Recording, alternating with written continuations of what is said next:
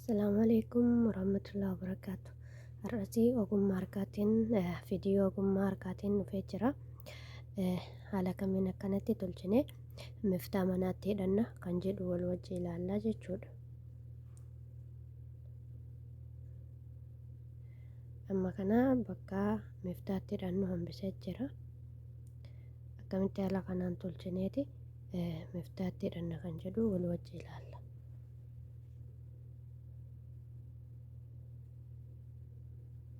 Walumaa agartan kana.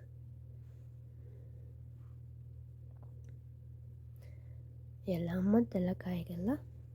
Jalqaba irratti bifa kirrii bifa feetanii qopheeffattu. Itti aansitaniiti isa kana ni qopheeffattu.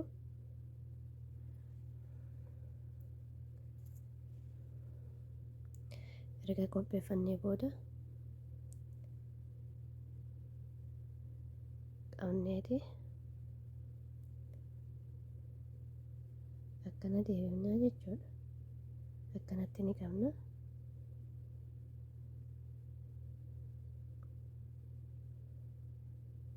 Erga akkanatti qabne erga akkana qabnee booda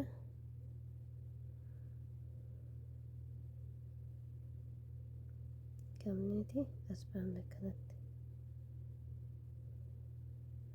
Ergasii boodas akkana qabnee as baafna.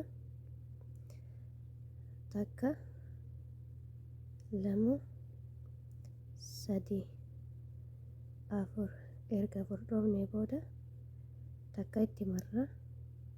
Ergasii booda dalagaatiin itti fufnaa jechuudha. Yaaluma agartan kanaan takka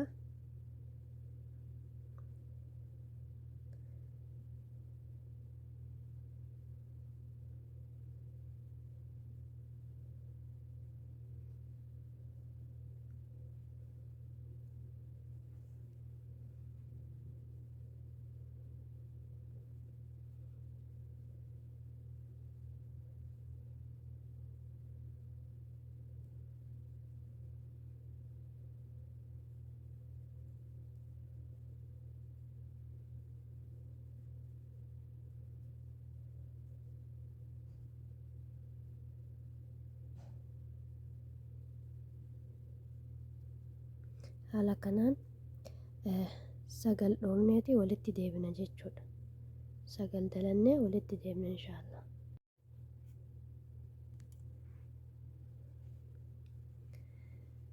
Erga haala kanaan kudhan dhoofnee waliin geenne bakka kana qabnee as argamna jechuudha. Akka bakki kun cufamu haala kanaan cufnaa jechuudha. Erga haala kanaan cufne ammas takka as baasna. Erga haala kanaan sagal dha'uu mirkaneeffattanii takka lama sadaffaa kana jalaan gaseennaa jechuudha. Sadaffaa kana jalaan gaseennee akkana qabnee as baafna.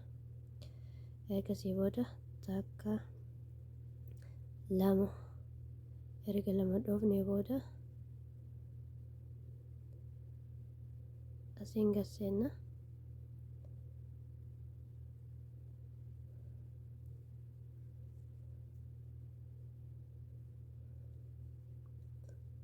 Haala argitan kanaan ammas sadi dhoofna. Takka lama sadi erga haala kanaan sadi dhoofne bakka kana ni argitan jedhee yaada. Asiin gaseenna.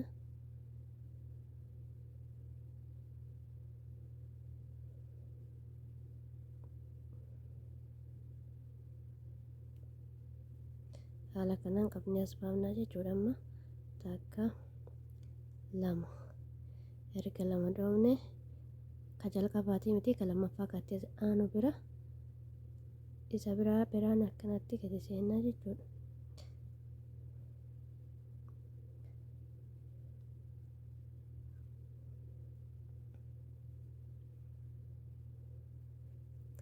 Haala kanaan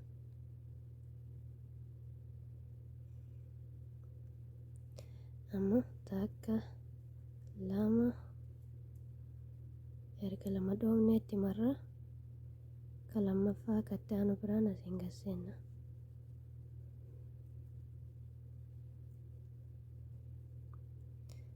Takka lama sadii bakkuma sadaffaa takka jennee irraa eegallee jalaan gasseenna jechuudha. Bakka kanarraa kaafnee sadaffaa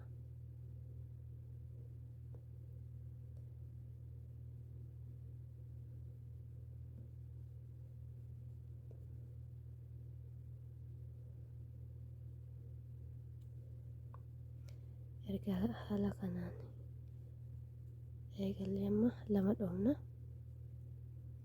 ka itti aanu ka lammaffaa jalaan gasseenna jechuudha. Ammas qabnee as baafna haala kanaan haala argitan kana takka lama dhoofneemi amma ka itti aanu dabarra ammas ka itti aanutti dabarra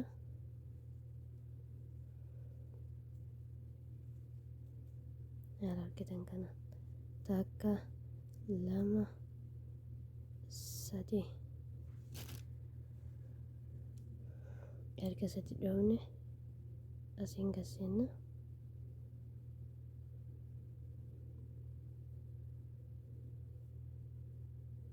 takka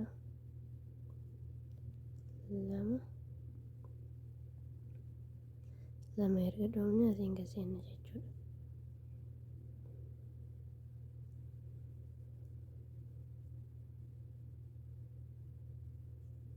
Haala argitan kana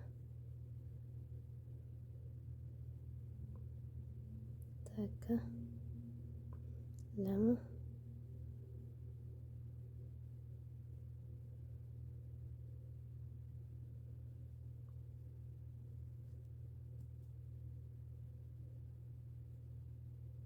takka lama sadii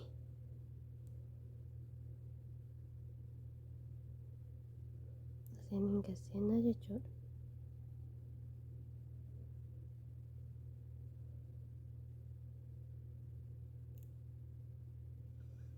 Amma takka lama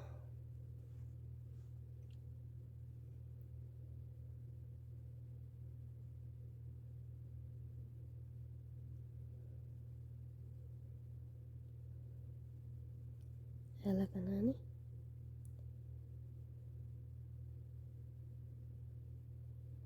ammas takka lamaami itti marra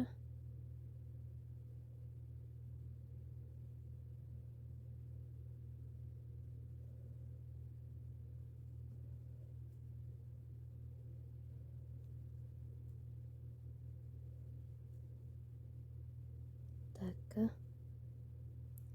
lama sadiimi asiin gasseenna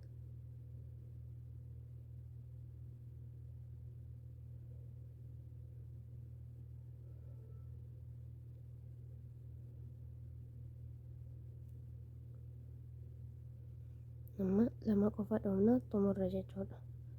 Lama asiin gasseenna jechuudha.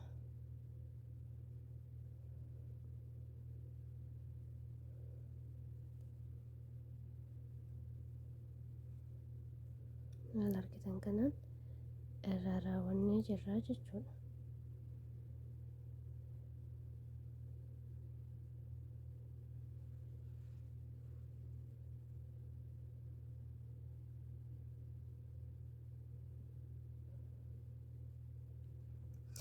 Akkamitti miftaatti hidhanna ka jedhuu fi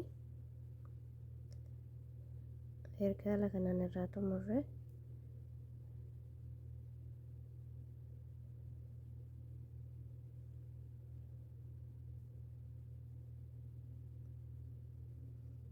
haala kanaan qabnee achi baasna qabnee as baafna jechuudha.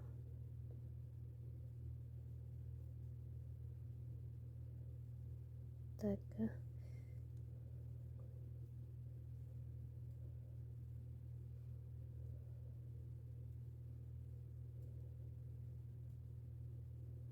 amma haala kanaan tolchinee jirra. Miftaatti hidhachuu deemna jechuudha. Erga haala kanaan tolchinee miftaatti hidhachuu deemna.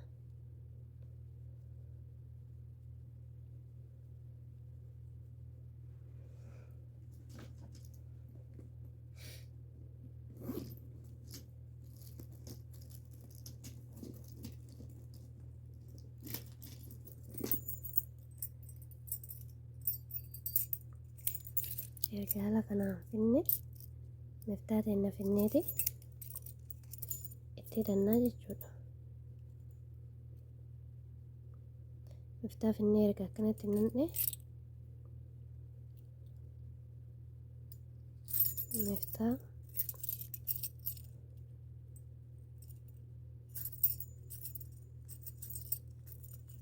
erga haala kanaan qabnee itti hidhanne haala kanaan dhoofne booda asiin irra gaddeebinaa jechuudha. Miftaa teenya akkanuma qabne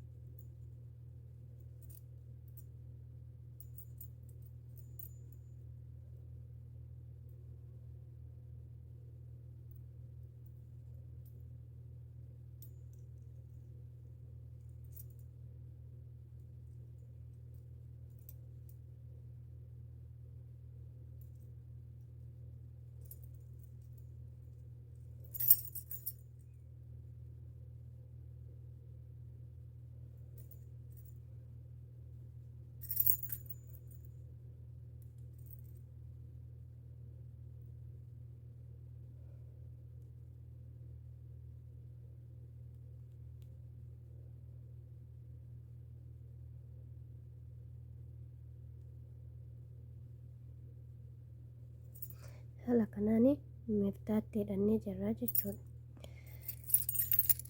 Haala argitan kanaan miftaatti hidhannee jirra jechuudha.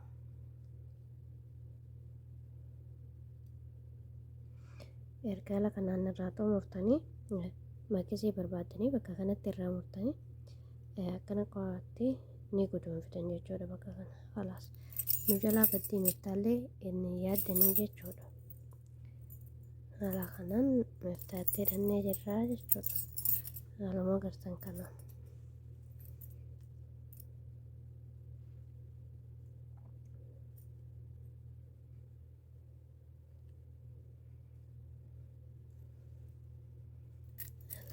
kanaan